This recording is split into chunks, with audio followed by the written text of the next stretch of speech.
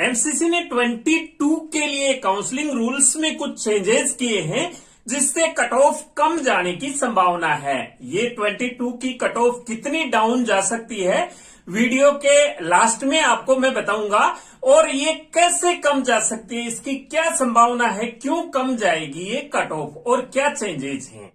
मेरे प्यारे बच्चों, सबसे पहले आप सभी को जय हिंद। आज मैं इस वीडियो में आपको एक खुशखबरी देने वाला हूं और वो खुशखबरी ये है कि एमसीसी ने अपने काउंसलिंग रूल्स में कुछ चेंजेस किए हैं, क्योंकि 21 में ऑल इंडिया कोटा की काफी सीट्स वैकेंट रह गई थी, तो इस बार सीटें वैकेंट ना हो इसके लिए एमसीसी ने अपने रूल्स में कुछ चेंजेस किए हैं। रूल्स में चेंजेस क्या हैं वो मैं आपको बता देता हूं। तो जो सबसे बड़ा चेंज है वो ये है कि जो कैंडिडेट ऑल इंडिया के सेकेंड राउंड में पार्टिसिपेट करके उसमें ज्वाइन कर लेता है तो वो तो स्टेट में तो एलिजिबल नहीं है, ये रूल तो पहले का है। लेकिन अभी जिस कैंडिडेट ने स्टेट के सेकेंड राउंड में ज्वाइन कर लिया, यानी कि किसी भी स्टेट के सेकेंड राउंड में, जैसे राजस्थान, हरियाणा, यूपी, महाराष्ट्र, किसी स्टेट के सेकेंड राउंड में ज्वाइन कर लिया, तो वो फिर फर्दर काउंसलिंग के लिए एलिजिबल नहीं है, चाहे वो ऑल इंडिया में हो या फिर स्टेट में हो। एक बार सेकेंड राउंड में ज्वाइन करने के बाद में वो कहीं भी काउंसलिंग के लिए एलिजिबल नहीं है। सेकेंड राउंड की सीट्स पर ही उसको एमबीबीएस करना होगा। पहले ये रूल सिर्फ ऑल इंडिया कोटा के लिए था, तो ये सीटें वैकेंट कैसे रह गई ये मैं आपको समझाता हूं यहां पर। तो ये रूल जो पहले ऑल इंडिया कोटा के लिए था, ये रूल ये था कि ऑल इंडिया कोटा में सेकेंड राउंड तक जिस कैंडिडेट ने ज्वाइन कर लिया वो न तो ऑल इंडिया के आगे की राउंड के लिए काउंसलिंग के लिए एलिजिबल है और न ही स्टेट की आगे की काउंसलिंग के लिए वो एलिजिबल है।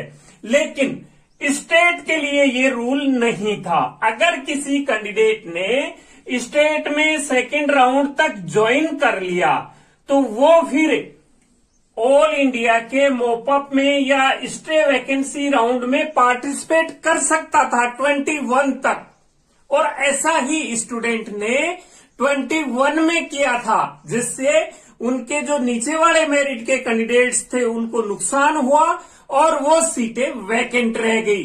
अब कैसे हुआ था? ऑल इंडिया के सेकेंड राउंड में ज्वाइन कर लिया वो तो कहीं एलिजिबल नहीं थे, लेकिन जिस कैंडिडेट ने स्टेट के सेकेंड राउंड में ज्वाइन कर लिया उस कैंडिडेट ने मोपअप में भी रजिस्ट्रेशन करवाया, या फिर उसका रजिस्ट्रेशन था या नया रजिस्ट्रेशन करवा लिया, मोपअप में उसने सीट फिल कर दी, उसको अच्छी सीट मिली तो उसको ज्वाइन कर लिया, उसको अच्छी सीट नहीं मिली तो उसको छोड़ दिया। छोड़ने से उसको 10,000 रुपए का नुकसान हो गया जनरल कैटेगरी के लिए, 5,000 का ओबीसी और अदर कैटेगरी के लिए, तो उसको नुकसान तो कम हुआ है, पैसे का फाइनेंशियल नुकसान कम हुआ है। अगर उसको अच्छी सीट मिली तो ऑल इंडिया में ज्वाइन कर लिया, स्टेट की सीट उसने छोड़ दी सेकेंड राउंड के बाद, अदरवाइज उसने सेकेंड राउंड की स्टेट की सीट रख ली। तो मतलब कहने का ये है कि एक ही स्टूडेंट ने दो जगह सीट ऑक्युपाई कर ली। ऑक्युपाई का मतलब दो जगह सीट ब्लॉक कर ली उसने।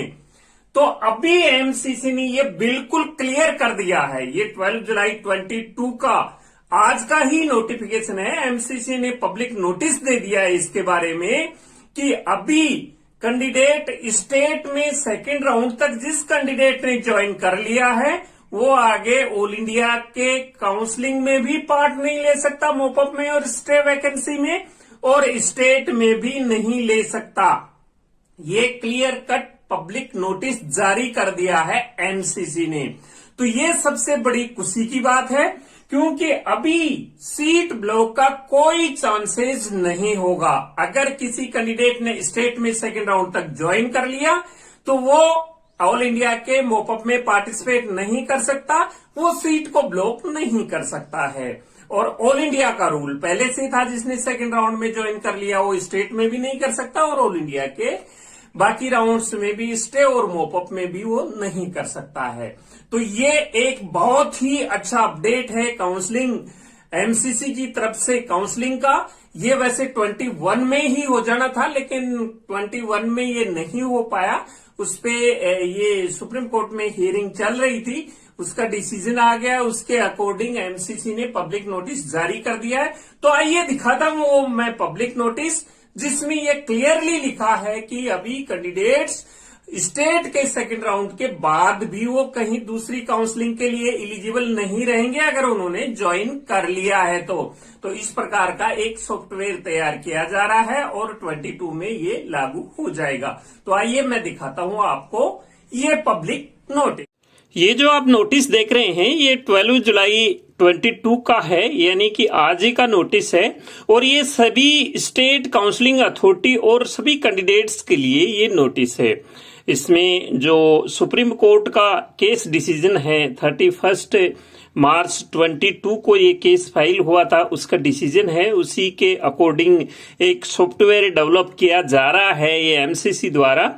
और इसमें ये बाकायदा लिखा है कि जो कैंडिडेट स्टेट के सेकेंड राउंड में जिन कैंडिडेट्स ने ज्वाइन कर लिया है तो उस सॉफ्टवेयर के अंदर रोल नंबर, उनका नेम वगैरह ये अपलोड किया जाएगा यूजी और पीजी दोनों की कंडीशन में।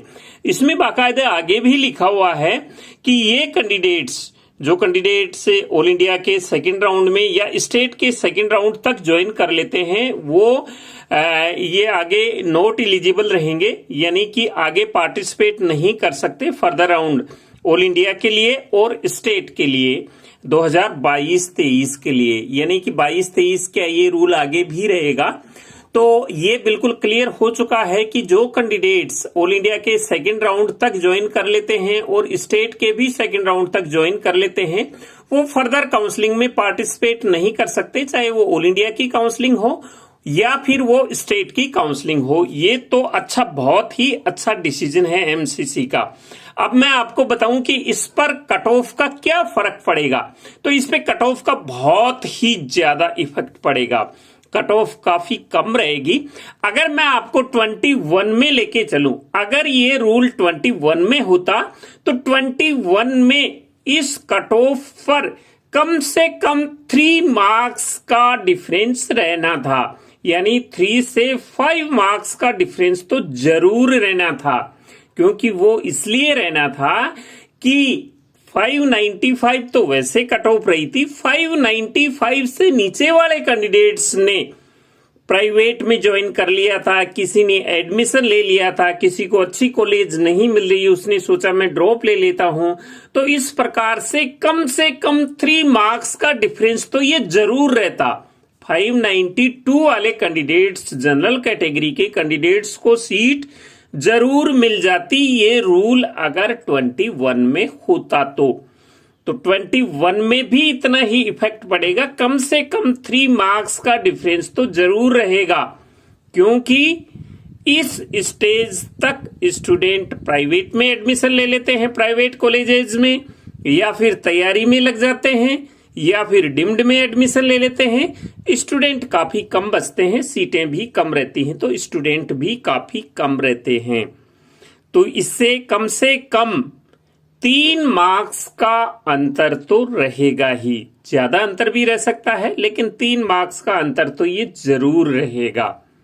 तो ये जानकारी थी एमसीसी के नए रूल्स के बारे में, और हम ये बहुत दिनों से चाह रहे थे कि ये रूल इस प्रकार का हो, क्योंकि 21 में काफी स्टूडेंट्स को सीट से वंचित रहना पड़ा था और काफी सीटें वैकेंट भी रह गई थी। तो मिलेंगे नई अपडेट्स के साथ नए वीडियो में, तब तक के लिए जय हिंद।